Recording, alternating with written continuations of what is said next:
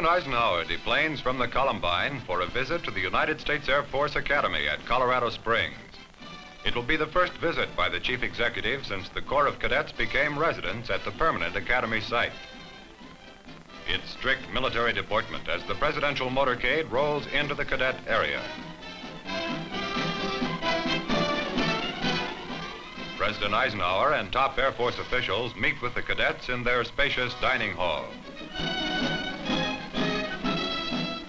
At this informal ceremony, the President accepts with pride honorary membership in the Academy's first graduating class and exalts the Corps of Cadets to make the most of its opportunity to establish future traditions of the Air Academy.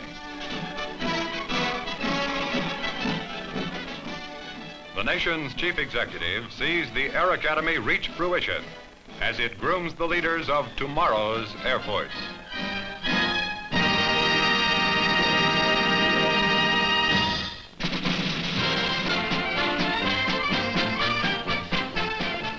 A Thor missile gets painted with RAF insignia at Vandenberg Air Force Base. Here, British crews, which will man the Thor missile in their own country, train right along with our own Strategic Air Command crews. All of the complexities of the missile's fuel system, guidance, propulsion, maintenance, every facet of strategic employment of a ballistic missile is thoroughly covered in this concentrated instruction. This is a model of a Thor operational site. It is scaled and animated to show the student just how and where he'll be working once he's completed the demanding course.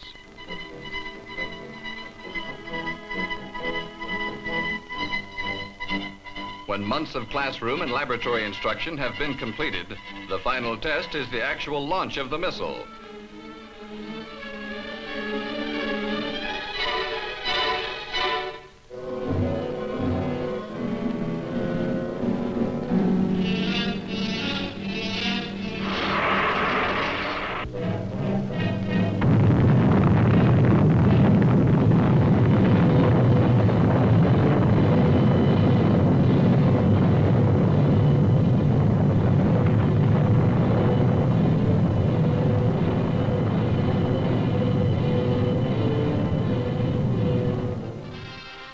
Graduated missileman can accept his diploma with pride.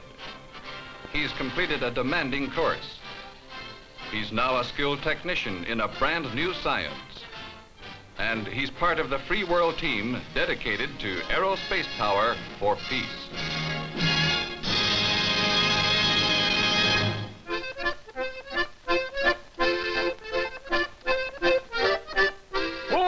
Off we go into the wild fog yonder, flying high into the mush. Down we drop. Those beautifully melodic notes are emanating from the paper-mâché tonsils of Allie, one of the top TV personalities at Clark Air Force Base, and the creation of Chaplain Walter Bauer.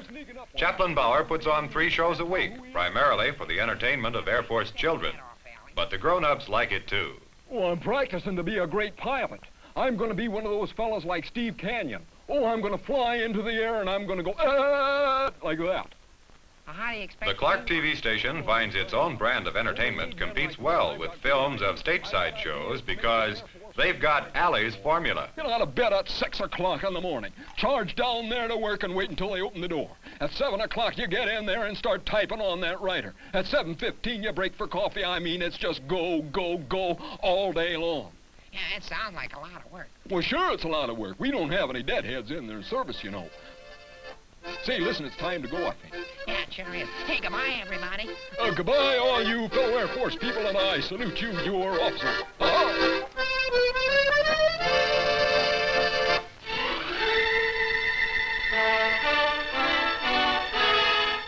At the Air Force Missile Development Center, technicians are testing a small rocket designed to ferret out weather information from high altitudes.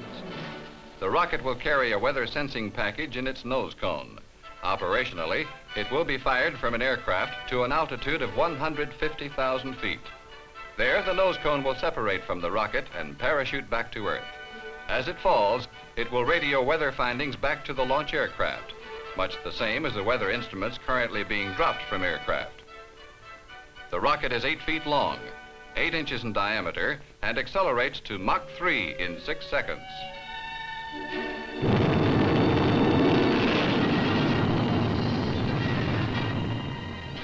Air Force develops new instruments to gain more knowledge for the science of meteorology.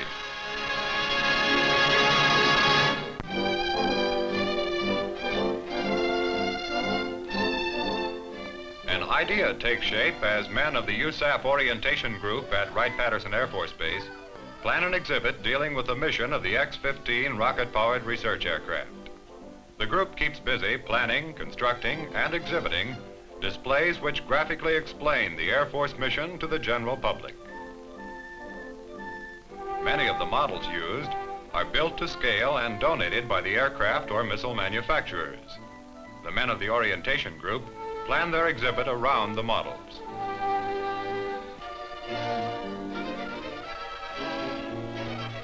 The exhibits are easily assembled and disassembled into packing crates to facilitate transportation to fairs, conventions, to any site where people gather and are interested in knowing more about their Air Force.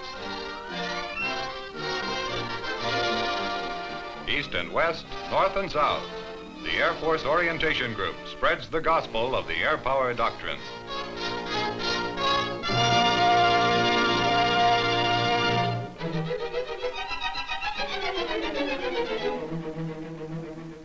It happens right in our own backyard at Orlando Air Force Base. The occasion, formal opening of the Orlando NCO Club Beach. A goodly crowd of spectators enjoys a first-class ski pageant.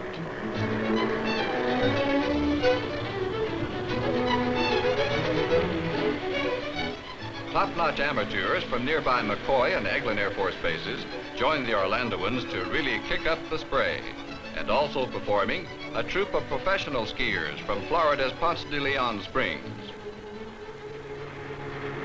Sometimes it's hard to tell the professionals from the amateurs, but not always.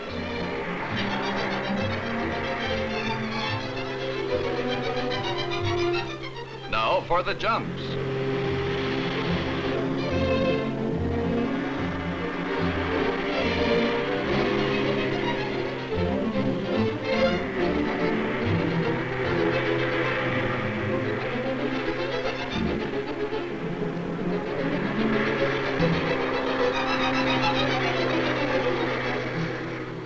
This is a backward swan in the jargon of a water skier, and a very pleasing picture.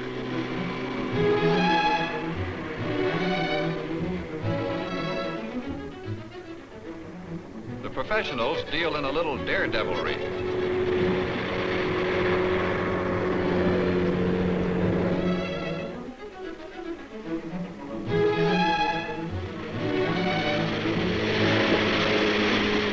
It's a gala pageant as the Orlando NCOs officially open their 1959 summer water season.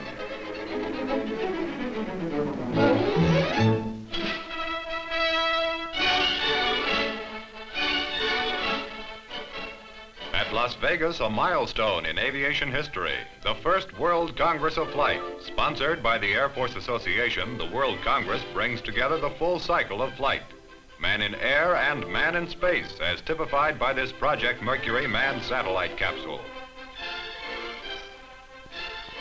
In the brand new convention hall, exhibitors give the air-minded public a chance to see aviation progress.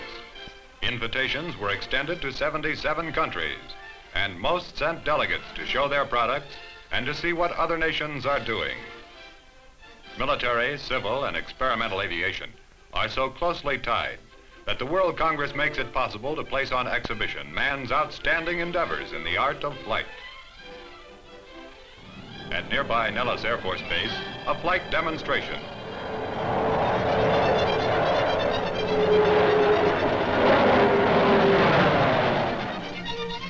The mock-busting B-58.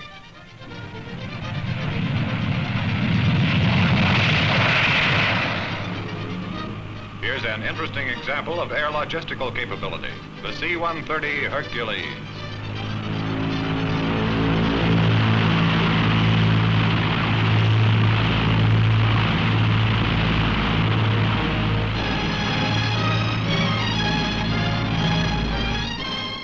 The RAF Delta-winged bomber, the Vulcan.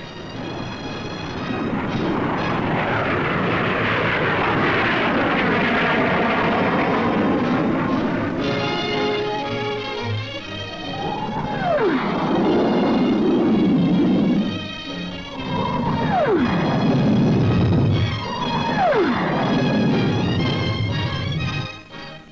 aerobatics, the NATO team, the 9-member Chinese Thundertigers. Air acrobats from the Dutch Air Force, the U.S. Air Force Thunderbirds. And finally, the excellent Italian aerobatic team.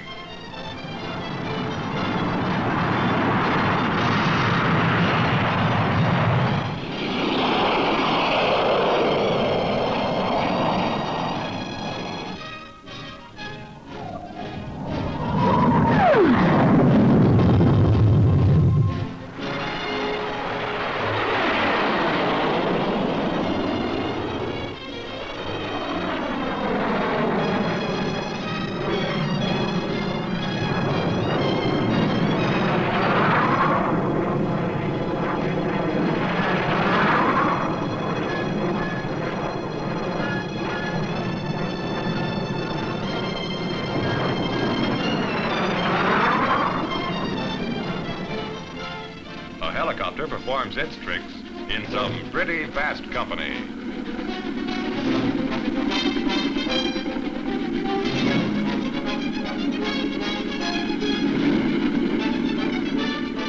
Now for firepower, a high-altitude bomb drop by a B-52.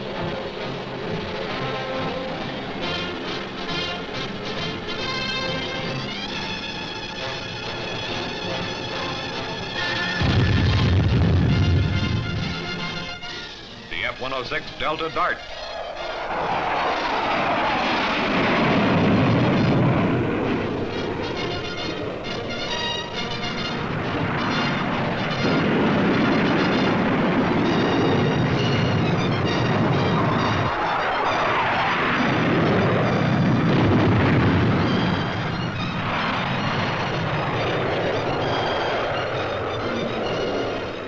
The World Congress of Flight. A showcase for the best in air power.